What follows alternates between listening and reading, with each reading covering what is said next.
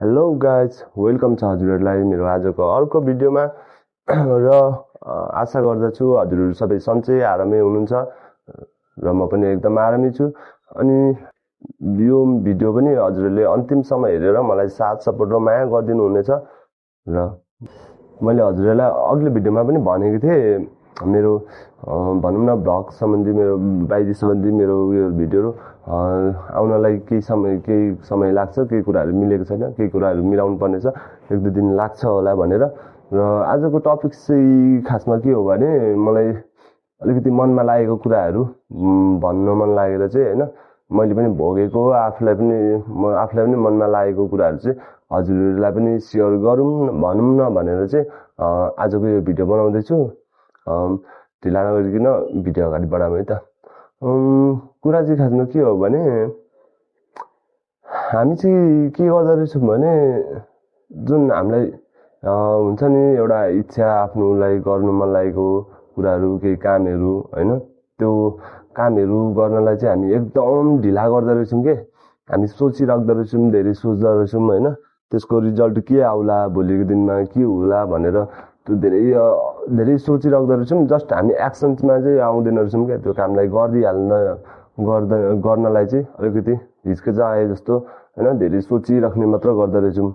अनि हामी त्यो अब गर्न मन लागेको काम गरेको छैन, जस्ट सोचेको छ, अनि ढिला भइरहेको छ। अनि त्यही सोचिराख्दाखेरि चाहिँ हामीले जति धेरै सोच्छौँ, जति ढिला गर्छौँ, त्यो सोचको भारले चाहिँ हामीलाई थिचेर भनौँ न अगाडि बढ्नै दिँदैन रहेछ क्या। त्यो काम गर्नलाई आफूलाई भित्रबाट प्रेरणा हुनै दिँदैन रहेछ क्या। त्यो थिचेर त्यो भारले हाम्रो जुन सोचेको हुन्छौँ, हाम्रो सोच छ, त्यो सोचको भारले थिचेर हामीलाई अघि बढ्नै दिँदैन, हामीलाई दबाई गर्छ। अनि त्यही सोचिराख्दाखेरि चाहिँ त्यो जुन भारले हामीलाई थिचिराख्दाखेरि चाहिँ अनि पछि हामीलाई के लाग्दै रहेछ, फेरि अर्को सोच्न थाल्दो रहेछौँ कि हामी अरू कुरा सोच्न थाल्दो रहेछौँ हैन। जुन हुन्छ नि आफूलाई गर्नु मन लागेको काम जुन कुरा हुन्छ त्यसमा चाहिँ हामी यसो हेर्दो रहेछौँ, अरूलाई हेर्दो रहेछौँ। अनि अरूलाई हेर्दाखेरि चाहिँ हैन मभन्दा त्यो मान्छे नै अरू नै बेस्ट छ, अरूले नै राम्रो गर्छ भनेर चाहिँ हामी सोच्दो रहेछौँ। अनि त्यो चाहिँ हाम्रो सबैभन्दा ठुलो गल्ती हो जस्तो लाग्छ है। किनभने हामी त्यो सोचिराख्दाखेरि हामी चाहिँ यो जान्न पनि प्रयास गर्दैनौँ कि हामी के काममा राम्रो छौँ, के कुराको लागि बेस्ट छौँ हैन। हजुर के कुरामा बेस्ट हुनुहुन्छ, के कुरामा राम्रो हुनुहुन्छ भनेर जान्न पनि प्रयास गर्नुहुन्न रहेछ क्या। अनि अब मैले भनिराख्नु त पर्दैन होला, हजुरहरू सबैलाई थाहा नै छ हैन। संसारमा यो जति पनि मान्छेहरू छन्, संसारभरि जति पनि मान्छेहरू छ, सबै मान्छेहरू सबै कुराले भरिपूर्ण कोही पनि हुँदैन कि। कोही पनि भरिपूर्ण हुँदैन। कोही मान्छेमा हुन्छ राम्रो, कोही कुरामा ट्यालेन्ट हुन्छ, केही कुरामा हैन उसमा राम्रो कुराहरू पनि छ हैन। अब त्यसमा चाहिँ कोही मान्छे अब हुन्छ नि त, केही कुरामा कमजोरी हुन्छ, कमजोर हुन्छ, केही कुराको कमी हुन्छ कोही मान्छेमा। अनि जे जस्तो भए पनि आफूमा जे जस्तो भए पनि त्यो कुरालाई चाहिँ निखार्नु पर्छ क्या। निखारेर त्यसलाई राम्रो बनाउँदै हैन आफूलाई नै अलिकति राम्रो बनाउँदै लानुपर्छ हैन। अब रिजल्टको बारेमा त के भन्नु, रिजल्ट त अब एकचोटि राम्रो त रिजल्ट त कहिले पनि आउँदैन हैन।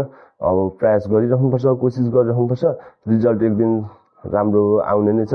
अनि त्यो हामी रिजल्ट भोलि कस्तो होला के होला भनेर डराउनु पनि पर्दैन के। डराउनु पर्दैन, एकचोटि कोसिस त गरौँ भनेर चाहिँ म हजुरहरूलाई भन्न चाहन्छु। अनि के भने कोसिस गरिराख्नुहोस्, कोसिस जारी राख्नुहोस् हैन। अब एकैचोटि सबै कुरा हुँदैन नै, अब एकैचोटि सफलता हात लाग्दैन पनि, ढिलो छिटो जे जस्तो भए पनि अब बिस्तारै भए पनि सफलता एक न एक दिन हात लाग्ने नै छ। र यो चाहिँ अलिकति हाम्रो भनौँ न मलाई पनि लागेको, आफूले पनि भोगेको कुरा भएर चाहिँ मैले हजुरहरूलाई पनि भनेको हो हैन। हजुरहरूमा सेयर गर्दैछु र हजुरहरूलाई आशा गर्दछु कि हजुरहरूले यो भिडियो अन्तिमसम्म हेर्नुभयो र मलाई साथ सपोर्ट पनि गरिराख्नु हुनेछ भनेर। अनि आउने दिनहरूको लागि हजुरहरूलाई र म आफूलाई पनि अल द बेस्ट भन्दै अहिलेलाई चाहिँ यो भिडियो यहीँ समाप्त गर्न चाहन्छु, टुङ्ग्याउन चाहन्छु। हस् त, बाई बाई।